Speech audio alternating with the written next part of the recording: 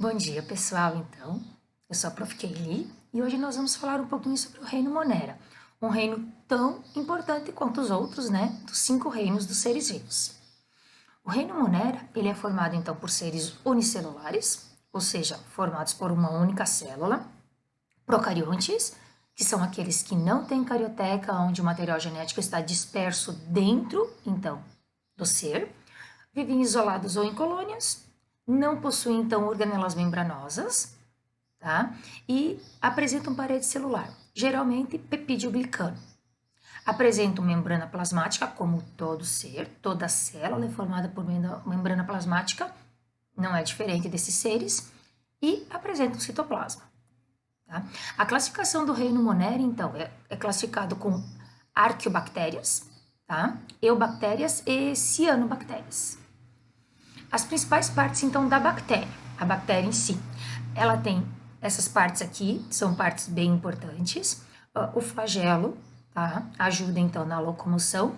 Tem alguns tipos de bactérias que têm um flagelo, algumas não têm, e algumas têm vários flagelos. Temos uma cápsula, então, de proteção, e temos as fímbrias. Essas fímbrias, ou também chamadas de pile, elas têm função bem importante quando a bactéria vai fazer reprodução sexuada, na conjugação. Nem sempre a bactéria faz reprodução sexuada, como a gente vai ver. Temos o DNA, então, disperso dentro da célula, a parede celular e a membrana plasmática. Os principais tipos de bactérias que nós temos, então, são os cocos, bacilos e alguns outros aqui. Os cocos são de forma esférica, temos os cocos, diplococos, estafilococos, streptococos. Os bacilos são mais em formas de bastonete, como se fosse uma salsichazinha espichadinha. E temos, então, os vibriões, mais em forma de vírgula, espirilo e espiroqueta. Aqui nós temos os cocos. Tem algumas doenças, como é o caso da pneumonia. Muito bem. Nós temos os bacilos que podem causar, então, salmonela e vibrião da cólera, tá? Vibrião colare, né? Espirilo, nós temos algumas doenças digestivas e a espiroqueta, principalmente sífilis. A reprodução das bactérias, então, ela pode ser sexuada e assexuada. Geralmente assexuada. Tá? Então, o que acontece? Ocorre a duplicação do DNA, o DNA se duplica dentro de uma bactéria e vai ocorrendo, então, a divisão aqui da membrana plasmática, formando duas bactérias. Vantagens e desvantagens. A gente já falou muitas vezes sobre as vantagens e desvantagens da reprodução sexuada e assexuada. Então, uma das vantagens da reprodução assexuada é rapidez. Não precisa de um parceiro, isso já é legal, ótimo. Mas a reprodução assexuada vai fazer uma cópia, um clone. Isso não gera variabilidade genética.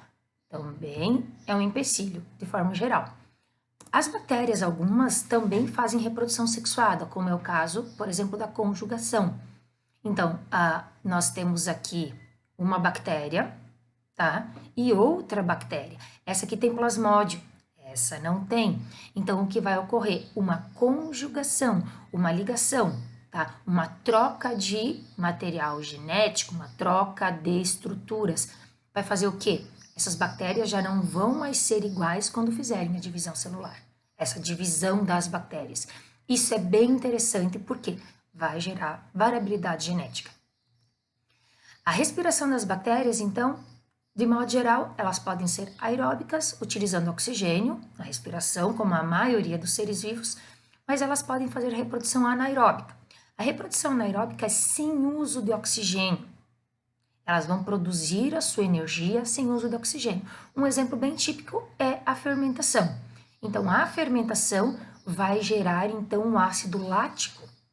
Isso é bem legal na indústria. Então, para a produção de queijos, de vinhos, de iogurtes, se utiliza muito essa fermentação, que é chamada de respiração anaeróbica, sem uso de oxigênio. As bactérias, a maioria é heterotrófica, vai fazer o quê? Vai fazer decomposição, vão ser saprófitas, ou elas também podem ser parasitas. Mas elas podem ser autotróficas, como é o caso das cianobactérias, fazer fotossíntese para produzir o seu alimento. De forma heterotrófica, o que acontece? Então, muitas são decompositoras, vão fazer parte juntamente com os fungos, vão ser decompositores na natureza, isso é bem importante, bem legal. Tá? Vão reciclar a matéria, vão entrar na cadeia alimentar, vão devolver para o solo, então, os nutrientes e ajudar a questão da fixação de nitrogênio, então, para algumas plantas também. Isso é bem legal. Elas fazem a degradação, então, porque muitas vezes o que acontece? Nós necessitamos do nitrogênio. Tá cheio de nitrogênio na atmosfera, mas quando eu respiro esse nitrogênio, ele não consegue se fixar. Então, nós vamos segurar o quê? Oxigênio. O nitrogênio a gente vai obter através das plantas. Tá? Então, as bactérias que vão ajudar a fazer, então, toda essa parte de degradação para as plantas conseguirem fixar esse nitrogênio e a gente depois poder se alimentar. As bactérias têm uma importância grandíssima industrial.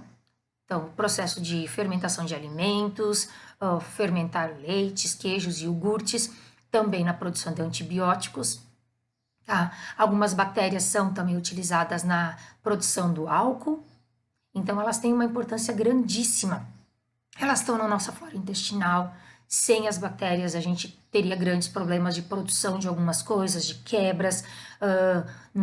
Por exemplo, nos animais ruminantes, elas são importantíssimas, tanto que elas fazem uma ligação lá no intestino para ajudar a fazer a quebra, principalmente da celulose.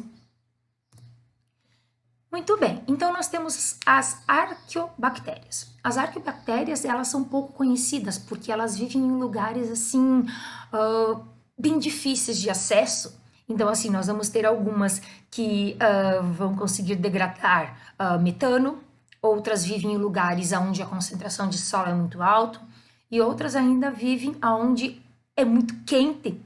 Então, assim, a grandes temperaturas ou acidez. Então, são bactérias que vivem em meios bem extremos.